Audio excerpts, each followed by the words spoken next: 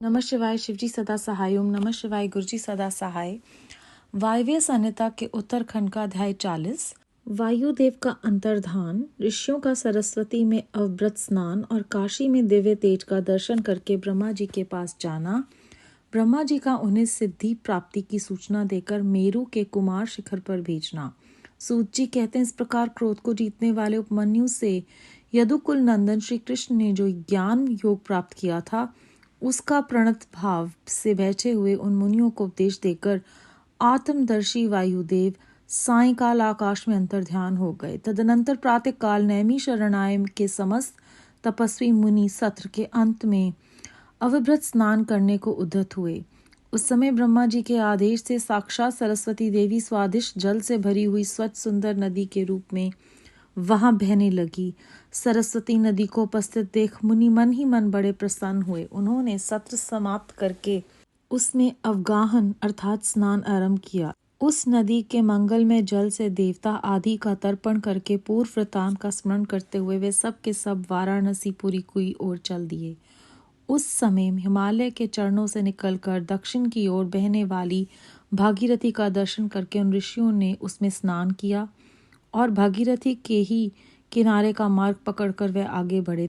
तदनंतर वाराणसी में पहुंचकर उन सबको बड़ी प्रसन्नता हुई। वहां उत्तर वाहिनी गंगा में स्नान करके उन्होंने अविमुक्तेश्वर लिंग का दर्शन और विधि पूर्वक पूजन किया। पूजन करके जब वे चलने को उदित हुए तब उन्होंने आकाश में एक दिव्य और परम अद्भुत प्रकाशमान तेज देखा जो करोड़ों सूर्यों के समान जान पड़ता था। उसने अपनी प्रभा के प्रसार से संपूर्ण दिगंत को व्याप्त कर लिया था। तदनंतर जिन्होंने अपनी शरीर में भस्म लगा रखा था वे सैकड़ों सिद्ध पाशुपत मुनि निकट जाकर उस तेज में लीन हो गए। उन तपस्वी महात्माओं के इस प्रकार लीन हो जाने पर वह तेज तत्काल अदृश्य हो गया। वह एक अद्भुत सी घटना घटित हुई। उस महान आश्चर्य को देखकर वह नैमिषारण्य के निवासी महर्षि ये क्या है इस बात को न जानते हुए ब्रह्मवन को चले गए। इनके जाने से पहले ही लोक पावन पवन देव वहां जा पहुंचे।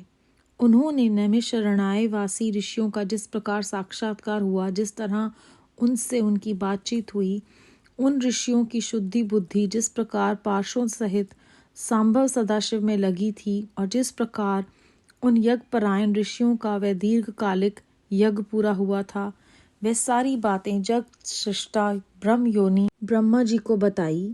फिर अपने कार्य के लिए उनसे आज्ञा ले वे अपने नगर को चले गए। तदनंतर अपने स्थान पर बैठे हुए ब्रह्मा जी गान की कला में परस्पर स्पर्धा रखने और विवाद करने वाले तुम्बरु और नारद के गान जनित रस का आस्वादन करते हुए वहां मध्यस्थता करने लगे।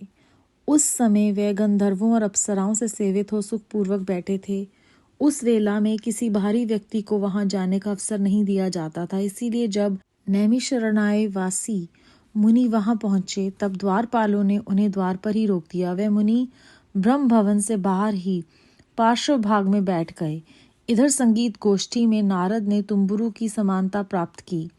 तब परमेष्टि ब्रह्मा ने उन्हें तुम्बुरु के साथ रहने की आज्ञा दी और वह पारस्परिक स्पर्धा को त्याग कर तुम्बुरु के परम मित्र हो गए। तत्पश्चात गंधर्वों और अप्सराओं से घिरे हुए नारद नकुलेश्वर महादेव को वीणा गान सुनाकर संतुष्ट करने के लिए तुम्बुरु के साथ ब्रह्म भवन से उसी प्रकार निकले जैसे मेघों की घटा से सूर्यदेव बाहर निकलते हैं। उस समय मुनिवर नारद को देखकर उन 6 कुलों में उत्पन्न हुए ऋषियों ने प्रणाम किया और बड़े आदर के साथ ब्रह्मा जी से मिलने का अवसर पूछा। नारद जी का चित्त दूसरी ओर लगा था और वे बड़ी उतावली में थे, अतः उनके पूछने पर बोले, यही अवसर है, आप लोग भीतर जाइए।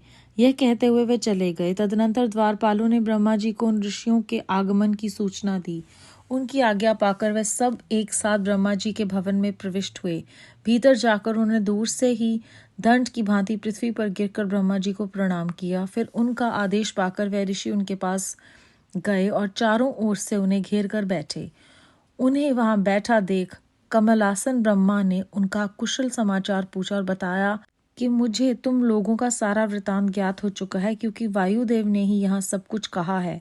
अब तुम बताओ, जब वायुदेव तुम्हें कथा सुनाकर अदृश्य हो गए तब तुमने क्या किया। देवेश्वर ब्रह्मा के इस प्रकार पूछने पर उन मुनियों ने अवभृत स्नान के पश्चात गंगा तीर्थ में जाने, वाराणसी की यात्रा करने, वहां देवेश्वरों द्वारा स्थापित शिवलिंगों और अविमुक्तेश्वर लिंग के भी दर्शन पूजन करने, आकाश में महान तेजः पुंज के दिखाई देने, कतिपय महर्षियों के उसमें लीन होने तथा फिर उस तेज के अदृश्य हो जाने की सब बातें ब्रह्मा जी से विस्तार पूर्वक उन्हें बारंबार प्रणाम करके कही। साथ ही ये भी बताया कि हम अपने मन में बहुत विचार करने पर भी उस तेज को ठीक ठीक जान न सके। मुनियों का यह कथन सुनकर विश्वष्टा चतुर्मुख ब्रह्मा ने किंचित सिर हिलाकर गंभीर वाणी में कहा, महर्षियों, तुम्हें परम उत्तम पारलौकिक सिद्धि प्राप्त होने का अवसर आ रहा है। तुमने दीर्घकालिक सत्र द्वारा चिरकाल तक प्रभु की आराधना की है, इसीलिए वे प्रसन्न होकर तुम लोगों पर कृपा करने को उत्सुक हैं। उस तेज पुंज के दर्शन की जो घटना घटित हुई है, उसी से यही बात सूचित होती है। तुमने वाराणसी में आकाश के भीतर जो दीप्तिमान दिव्य तेज देखा था, वह साक्षात ज्योतिर्मय लिंग ही था। उसे महेश्वर का उत्कृष्ट तेज समझो। उस तेज में श्रौत और पाशुपत व्रत का पालन करने वाले मुनि, जो सर्वधर्म में पूर्णतः निष्ठा रखने वाले थे और अपने पाप को दग्ध कर चुके थे, लीन हुए हैं। लीन होकर वे स्वस्थ एवं मुक्त हो गए हैं। इसी मार्ग से तुम्हें भी शीघ्र ही मुक्ति प्राप्त होने वाली है। तुम्हारे देखे हुए तेज से यही बात सूचित होती है। तुम्हारे लिए यह वही समय देववश स्वयं उपस्थित हो गया है। तुम मेरु पर्वत के दक्षिण शिखर पर जहाँ देवता रहते हैं जाओ। वहीं मेरे पुत्र सनत कुमार, जो उत्कृष्ट मुनि है, निवास करते हैं। वह वहाँ साक्षात भूतनाथ नंदी के आगमन की प्रतीक्षा में है। पूर्व काल की बात है, सनत कुमार अज्ञानवश अपने आप को सब योगियों का शिरोमणि मानने लगे थे, इसीलिए दुर्विनीत हो गए थे। यही कारण है कि उन्होंने किसी समय परमेश्वर शिव को सामने देखकर भी उनके लिए उचित अभ्युत्थान आदि सत्कार नहीं किया। वे अपने स्थान पर निर्भय बैठे रहे।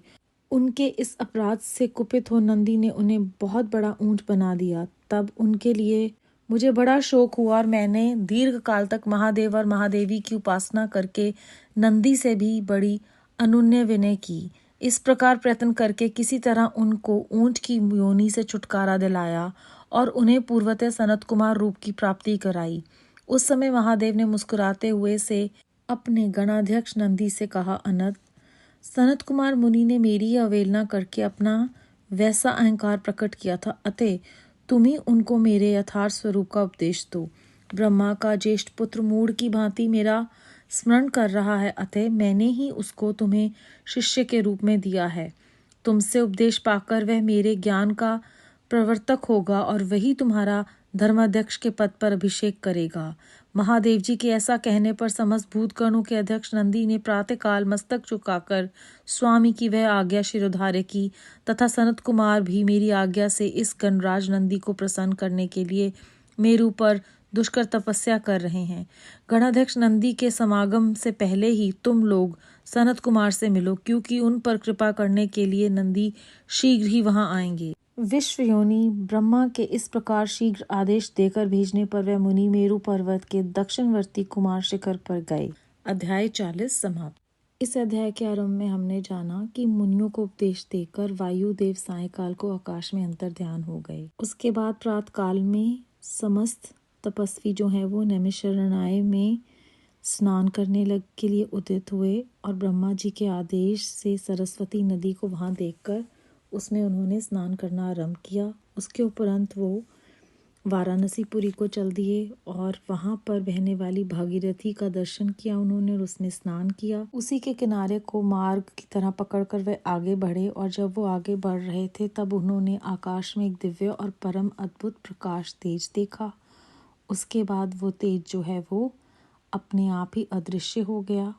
ऐसी अद्भुत घटना को देखकर ये क्या है इस बात को न जानते हुए वो ब्रह्मवन में चले गए। उनके पहुंचने से पहले ही वायु देवता सारा वृतांत जो है वो ब्रह्मा जी को बता देते हैं और ब्रह्मा जी उस समय गान कला में परस्पर स्पर्धा जो हो रही थी तुम्बुरु और नारद जी के बीच में, वो वहां पर बैठे थे और वहां किसी को भी जाने की आज्ञा नहीं थी, इसलिए द्वारपालों ने उन्हें अंदर नहीं जाने दिया।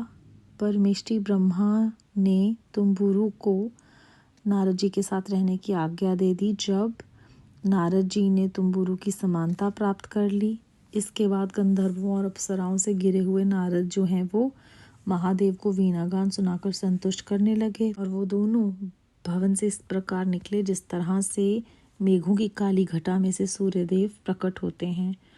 नारद जी को देखकर 6 कुलों में उत्पन्न हुए ऋषियों ने प्रणाम किया और बड़े आदर के साथ ब्रह्मा जी से मिलने का अवसर पूछा। तब नारद जी ने कहा कि इस समय यही अवसर है, आप भीतर चले जाएं। भीतर जाने पर ब्रह्मा जी ने उन्हें बताया कि वायु देवता ने सब कुछ कह दिया, अब तुम बताओ कि वायु देवता के अदृश्य होने के बाद क्या हुआ। तो वो सारा वृतांत जब बताते हैं तब ब्रह्मा जी कहते हैं, तुम्हारे परम उत्तम पारलौकिक सिद्धि को प्राप्त करने का अवसर बहुत नजदीक आ रहा है। वो तेज पुंज जो है वह साक्षात ज्योतिर्मय लिंग ही था और उसे महेश्वर का उत्कृष्ट तेज ही समझना चाहिए।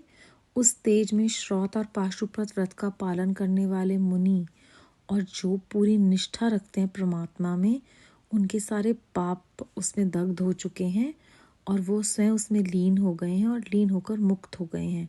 और अब ये अवसर तुम्हारे लिए आ रहा है, तुम सब मेरू पर्वत में जाओ, वहाँ पर जहाँ देवता रहते हैं, मेरा पुत्र जो है सनत कुमार वो वहाँ पर अपनी तपस्या कर रहा है, क्योंकि उसने अहंकार वश ये सोचना शुरू कर दिया था वो सब योगियों का शिरोमणि है और उन्होंने अपने अहंकार में, जब शिवजी महाराज आए तब उनके सत्कार में भी वो खड़े नहीं हुए, वो अपने स्थान पर बैठे रहे और इस अपराध के फलस्वरूप नंदी जी ने उन्हें ऊंट बना दिया। जी महाराज ने नंदी को कहा कि अब अहंकार से उन्होंने ऐसा करा है, तुम ही उन्हें मेरा असली रूप के बारे में ज्ञान दो, मैं ही तुम्हें ब्रह्मा जी के ज्येष्ठ पुत्र को एक शिष्य के रूप में दे रहा हूँ।